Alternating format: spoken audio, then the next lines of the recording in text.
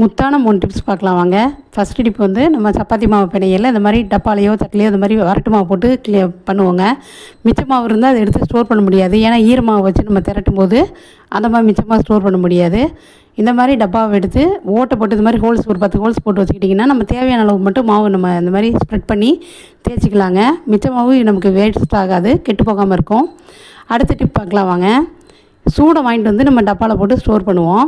அப்படி ஸ்டோர் பண்ணும்போது காற்றுப்பட்டு கரையாமல் இருக்கணும்னா 10 மிளகு போட்டு மூடி வச்சிட்டிங்கன்னா எவ்வளோ நாளாலும் காற்றுப்பட்டு கரையாது. இப்போ சீப்பு க்ளீனிங் பார்க்கலாம் வாங்க. எவ்வளோ அழுக்காக இருந்தாலும் க்ளீன் பண்ணலாங்க. கண்மூடி திறக்கிறதுக்குள்ளே க்ளீன் பண்ணலாம்.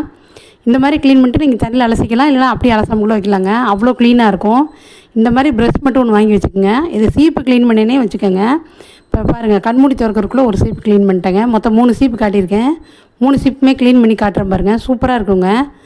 அப்படி கண்மூடி திறக்கிறதுக்குள்ளே எத்தனை சீப்பாக இருந்தாலும் க்ளீன் பண்ணிடுது.